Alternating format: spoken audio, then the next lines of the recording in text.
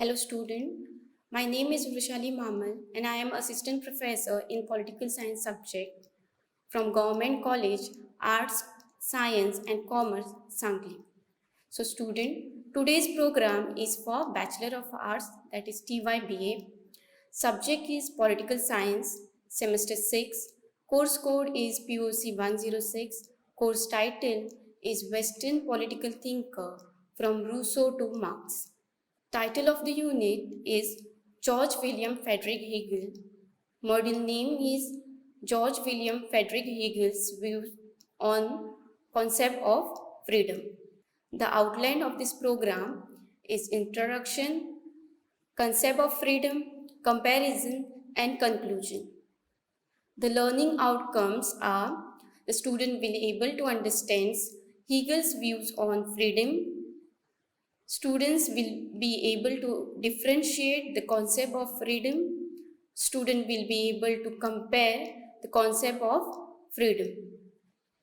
Introduction. George William Friedrich Hegel was born in 1770 at Stuttgart in Germany. His major works are Phenomenology of Spirit, that was written in 1807, Logic, 1812, Encyclopedia of Philosophical Science, 1817, The Philosophy of Rights, The Philosophy of History, which was written in 1821, Philosophy of Religion, Lectures on Aesthetic. Among these, only Phenomenology and Logic, both of which are obscure and full of abstraction, were written by Hegel himself. The rest work either he had taken from the Aristotle conclusion and some notes had taken from his student. Views on freedom. For Hegel, freedom is the fundamental attributes of human beings, but it is different from the abstract, liberal and Kantian notion of freedom. For Hegel, it is merely formal or abstract notion of freedom without substance. Kantian notion of freedom can be dealt into perpetual peace. It is completely different from what liberal freedom means. The notion of freedom do not represent the human will or right or even ethical living. If freedom is taken to begin with the choices of individuals in isolation from everything else, such as family, community, or state, then according to Hegel, such exercise of freedom could not be regarded as free will. So here Hegel says that freedom is completely different and should not be mixed up with the concept of family, community or the state. Hegel also criticized of Hobbesian notion of freedom, which argue that freedom is relentless pursuit of endless human desire. Here what Hobbes says that freedom is something endless human desire. But for Hegel, it is not something endless human desire. It is something different from human desire. In contrast to the liberal conception of freedom, Hegel argued that individual freedom is realizable in the embodiment of other. Thus, freedom for Hegel is being at home with oneself in one's other. His conception of freedom is based on the philosophy of spirit or Geist and its constant unfolding in the history through what he calls the struggle of opposite. It is also known as Hegelian dialectics.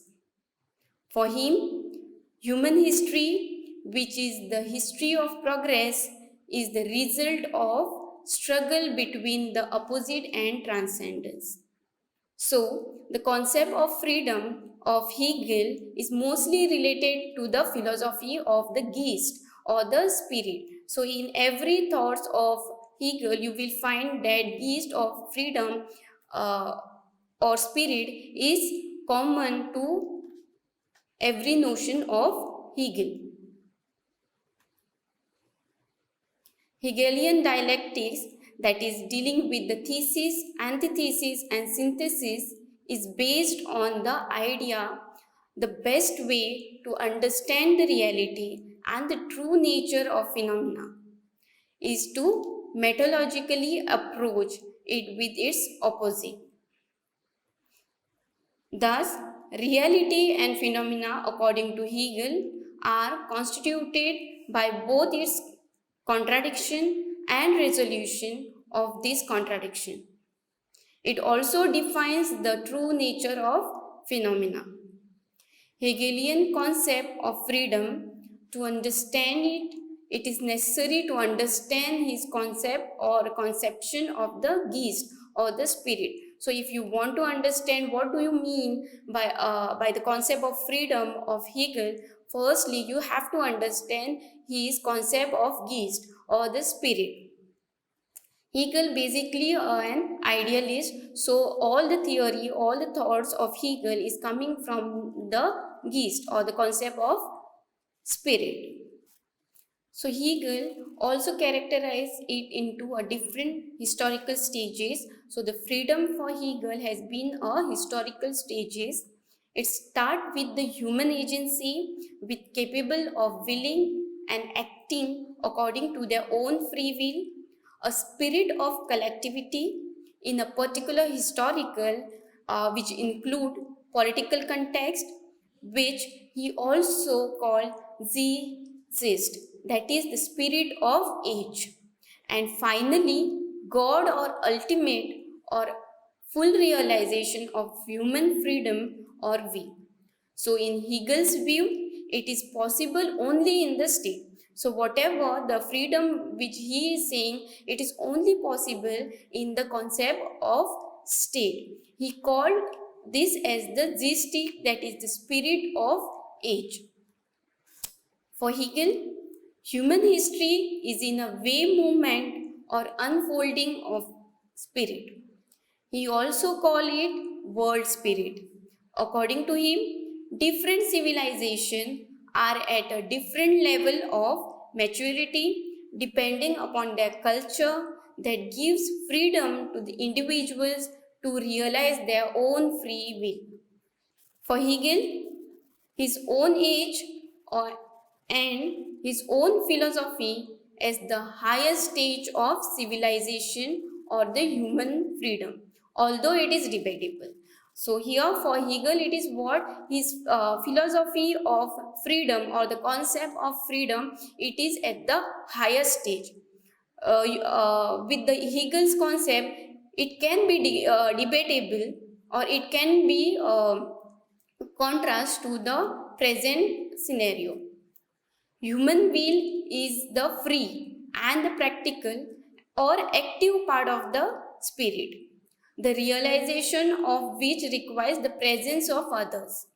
Thus, freedom manifests itself in every sphere of human endeavors, which includes social life, morality, politics, science, arts, religion, and above all in philosophy.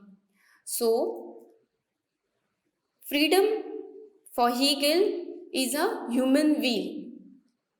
It is not in somewhere in community, it is not in somewhere in the ethical life, it is something in the human, and human will is the free and the practical and very active part of the spirit as spirit or the Geist. So this part you will find of spirit in all the thinking of Hegel. The will is free when its ends are its own. So that is, it is a self-determining. So what he is saying, the human will is free. So when the human will is free, its ends are its own and not others. So it is basically termed as the self-determining. So the will is self-determining in turn when two conditions are satisfied. The one or the first one is the subjective, the other one is the objective. The subjective condition requires that the will reflects on its end and endures them on the basis of its given desire and goals. The objective condition requires that the will pursue ends and the goal that are rational. So here mostly he is saying that what is rational is more important. So in the objective condition it is something rational. So the saying that what is real is rational and what is rational is real of Hegel suits over here.